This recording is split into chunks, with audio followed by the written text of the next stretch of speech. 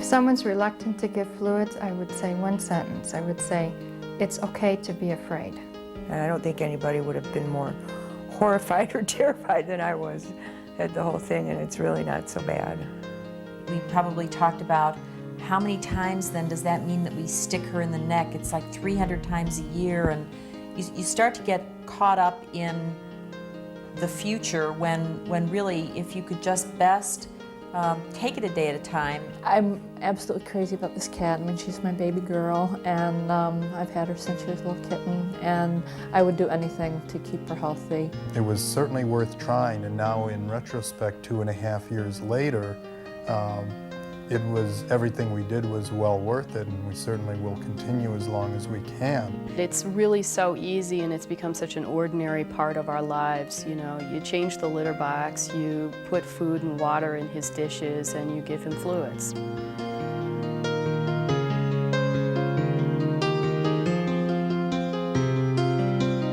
I think the two biggest reactions that I see are either one, that the idea of sticking a needle into a pet that they love scares the death out of them, or that they're not sure that they're going to make the time commitment necessary to be able to do it. Expense is another concern. Some people want to know how much this is going to cost and what's the duration. But the most common reaction is, I'm queasy around needles and I don't think I could ever poke my cat. The overwhelming number of clients will find that it's not as scary as it seemed, that their pets actually feel better and act better, and they will convince themselves that this is a good thing to do. Pi is 17. Toy is probably 16. We have to kind of guess at his age. They've both been on fluids about 8 months. They both have kidney failure, renal failure. So they're on it for the same reasons. Coco's just 10 years old, and she's been on fluids 2.5 years. She has one kidney. The other one never developed, and that was discovered when she was spayed. Lucy is about 13 years old, near as we can figure out, and she's been on fluids for 10 months. Lucy is not what we would call a sociable cat. In fact, she's quite antisocial. The only interaction she had was with another cat that we had. And about a year after the cat died, Lucy started experiencing the kidney failure. The kidneys have many functions in normal health. They help to maintain hydration and electrolyte balance. They act as a filter for nitrogen-containing waste products, and giving subcutaneous fluids at home helps all those functions. We look at 4 primary things when we're looking at kidney disease. 2 kidney enzymes, one called BUN, or blood urea nitrogen, and another kidney enzyme called creatinine. And these become elevated after one has lost 75% or more of kidney function. We also will look at the levels of phosphorus in the blood, because that can become elevated in chronic kidney disease. And we also look at levels of potassium, because that can become depressed in chronic kidney disease. Potassium is a pretty important electrolyte for appetite and muscle strength and just overall general well-being. So if potassium levels fall, that's something that's very easy to correct and actually can help the kidneys if it is corrected. I am reluctant to give specific numbers. You know, a creatinine of 5 is good or bad. Each laboratory has its own reference ranges for what is normal, and each veterinarian can evaluate in conjunction with the animal's clinical signs what seems to be more serious or less serious. Kidney failure can happen at any age. You can have congenital kidney problems, you can have infections of the kidney, you can have malignancies of the kidney, tumors in the kidney. But for the most part, I usually recommend it for older cats, because those are the cats that I see most commonly. But any cat in kidney failure is a potential candidate for fluids. Max is about 8 years old now, and he's been on fluids for almost 4 years. My cat Whitey is going on 20 years old now. She's been on fluids 11.5 months, and to see the difference it's made is just amazing. She's playful again. She's certainly not as playful as when she was a lot younger, but I can see that she's healthy, she's enjoying herself. Lily's about 13 years old. She'll be 13 this spring, I think, or was 13 this spring. And last fall, in September, she started having kidney problems. She just was very lethargic, and took her into the emergency vet, and her kidney toxins were really high. She's the God's perfect, sweetest cat in the whole world. She is by far the sweetest cat I've ever known. She really is. My goal is to give them quality of life, and if I can extend their life and have them enjoy that with a good appetite and a good attitude and a good relationship with their owners, then that's something I'm very committed to doing. These are the 3 things that we need for sub-Q fluid administration. We have the bag of fluids, we have the fluid administration line, and we have the needle. And it's really quite simple to put these all together after you've done it once or twice.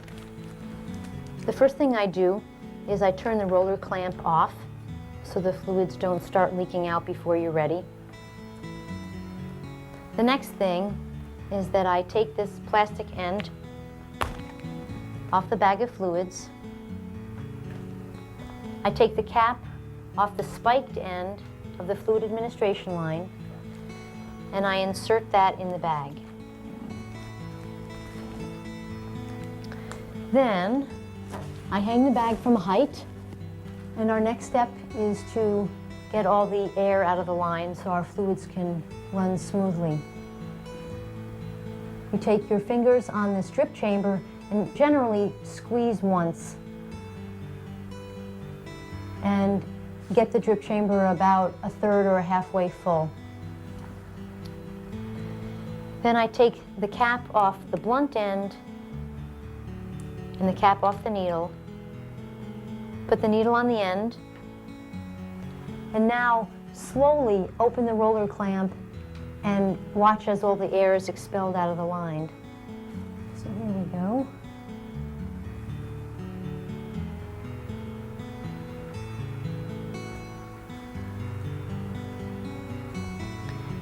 And when the fluids reach the needle, we turn off the roller clamp, and we're ready to go. It seems easier for a lot of people to make that initial stick on a cat they don't know and who they're not afraid will resent them or fear them later. So we make an effort at the hospital to bring one of our blood donor cats in, and I will demonstrate how to do it, and then I will allow them to do it. And if they choose to, they can bring their own pet in and practice in front of me, or they can do it in the privacy of their own home. You grab some skin over the cat's neck and pull it up to move the skin away from the underlying muscle, and gently insert the needle at about a 45-degree angle. You can feel as the needle actually goes through the skin. And once it's through, you let go of the needle, you bring your hand to the roller clamp and turn the fluids on, and then most of us take a quick look at the drip chamber and make sure that the fluids are running adequately. An important thing is to hang the bag from a height, because it is through the action of gravity that the fluids are run and are administered to the cat. People hang them on coat racks, hooks on the back of bathroom doors. People put a nail in a wall near a favorite chair. When you've given the prescribed amount of fluids, just turn the roller clamp off. Withdraw the needle. I sometimes pinch the area where the needle was so the fluids don't leak back out. And then just replace the cap. And you're done. The volume and the frequency of fluid administration depends on 2 main things: the size of the pet and the status of its kidney function. So smaller pets are obviously going to get a smaller volume of fluids, and pets with more advanced disease require larger volumes and more frequent administration. I always warm up the fluids. I've noticed that the cats like them better when they're warmer. They're closer to their own body temperature. It just takes about 10 minutes or so for them to warm up. If I leave them too long, the water cools off. Pi likes to have a picnic. He insists on drinking water while he's getting the fluids. I don't know where he's putting it all. And Toy just sits still, so I pet him a lot. He purrs all the time. And it goes very fast, actually. We like to do it in the bathroom because you can close the door and it's a relatively closed space so he can't get away or he isn't going to wander off.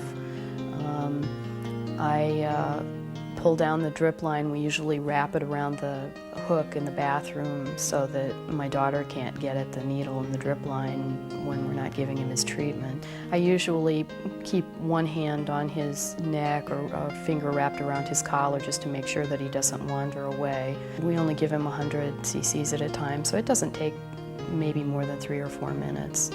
The way Mark holds her at the beginning was to literally prevent her from, you know, turning around to bite me. And now it's to the point he puts his hands there, but he doesn't really have to hold her. And she just sits there, usually, and it's over with, depending how quickly the fluids run, minute and a half maybe. And then once she knows it's over with, and she knows it, I put a cap back on the bottle of alcohol. And once she hears that, she's ready to bolt, so you have to immediately put her down on the floor. And she usually growls and huffs away, but she'll come back because she knows she's going to be fed afterwards. That's her treat for her cooperating. I think that a good thing to do is to find a nice place for it that you'll use frequently and have your setup all ready to go.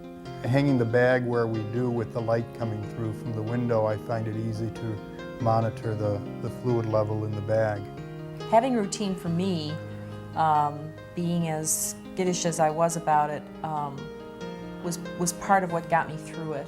First you do this, then you do that. We also like to put a towel or a rug on the floor for the cat to get comfortable on and even, you know, grip with his little claws if he feels like he needs some extra security. I enlisted the help of a friend to hold Whitey so I could concentrate on doing the procedure. Not long after it became really easy, I saw how easy it was and I was able to do it by myself from then on out.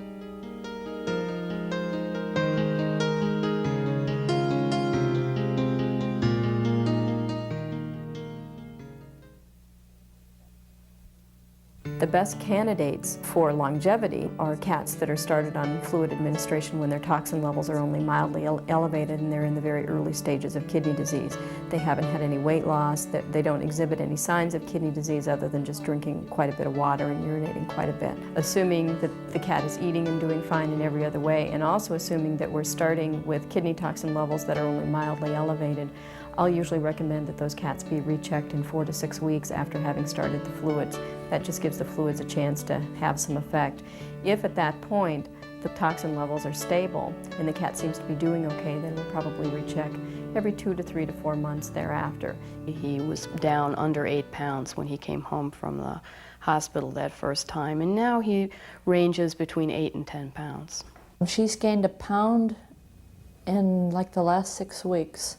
So, but I really watch her appetite a lot. In fact, that's one of the first clues that she's not feeling well. She won't eat as much. So, and I'll give her anything she wants to keep her weight up.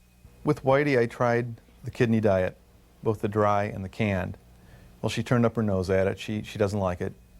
So I was able to find some alternative commercially available foods that are not detrimental. She enjoys, she loves them. And they keep the weight on, and they've been approved by my vet. Low-protein diets theoretically can decrease the workload of the kidney, but if the cat won't eat it, I think the cat will deteriorate a lot more quickly if it's forced to eat a low-protein diet than if it eats a high-protein diet. Food and eating is very important for the cat in kidney failure. Once kidneys are damaged, they can't regenerate themselves. And what I see happening a lot is people will be very consistent initially with fluid administration. Their animals will feel better, they eat better, they act better, and they start to question whether fluid administration is in fact necessary. And they will often cut back on fluid administration without discussing this with their veterinarians first, only to find out that an animal may resume vomiting or an animal's appetite may fall off, and quickly see that they need to increase back to the level they were before. Consistency is important because in general the fluids are absorbed over the course of the next several hours after they've been given. Say 6 to 8 is traditional in a kitty that's thinner and maybe a little more dehydrated. It may take even up to 12 hours, but the bottom line is within 12 hours all those fluids are absorbed. It's not that everybody has to participate, and it's not that everybody has to administer the fluids, but I think if there are other people around, they have to support the process and not say, oh, that's okay, just let it go. I think that's real important, because I think I could have easily been talked out of it in the beginning because I was so skittish. I've gotten calls from a couple of people who either have cats or know someone who has a cat who is facing the prospect of having to take subcutaneous fluids for a kidney problem. And I think sometimes people just need to hear that other people out there are doing it and it's not that big of a deal and it's been worth it. Whitey had probably been on fluids about 6 months when a close friend and neighbor got the word that her elderly Abyssinian cat had a kidney condition and was subsequently going on fluids. She had seen me giving fluids and was instructed by the veterinarian on how to give fluids. So it was kind of a natural progression that we could fill in for each other. We could use the buddy system. Older cats that are in kidney failure, especially cats that are over 15 years old, are going to have peaks and valleys. They're going to have good days and bad days, whether the fluids are given or not. But I think by far with the fluid administration, again, if the owner can do it and the cats can tolerate it, I think you're going to have more good days than bad days. I could definitely tell that he physically felt better the day he got his fluids. He was more active. So there was definitely a change. There's times when he's not in the mood, and we usually just abandon it then. Get him to take as much as he will, but he's clearly not wanting to be cooperative or trying to run away from you, then we'll just stop it and do it later. 90% of all cats that are being given fluids tolerate it just fine, and it does improve the quality of their life. But there is a small percentage of cats that don't like having it done. They run and hide whenever they see the owner coming. And I feel that stress is a very important factor as far as progression of kidney disease. And if a cat is really stressed by being given the fluids, then I will tell owners to stop it. I think the quality of life is important, and I think that although not giving the fluids may potentially decrease the lifespan of the cat, if the cat is stressed out by giving the fluids, that actually could decrease the lifespan of the cat too. She lets me handle her much more. I've never been able to brush her until just the last few months. And now she lets me brush her all the time. In fact, she likes it. But the first 12 years, there was no way. I think sometimes it's more difficult for owners that have been giving fluids to let go because it's such a bonding experience. You bond so closely with that animal, and that animal becomes so dependent on you for the last few months or few years. It happened with my own animal. I got very close to her because we had our little routine, and she got her little treats, and she got her fluids, and it was her time and her time alone. Every day is a gift. In fact, when she got sick this last time, and I was starting to get all bummed out and blue, I thought, but I had this many more months with her, and every day, I tell her how much I love her, and I know that it's a good day. Right now, since he's been sick recently, I'm trying to take it more day to day with Max and be guardedly optimistic that he's going to hang in there for a little while longer. I think we've probably been enjoying him more in the last week and paying more attention to him than maybe we had in the last 6 months or so. But he's a good friend, and I feel like as long as he's willing to try and wants to survive, then I want to help him as much as we can. Sub-Q fluids is a wonderful tool that we have to extend our pets' lives. And whether it's for a few months or for several years, we often won't know until we try it and see how they respond and see how it fits into individuals' lifestyles.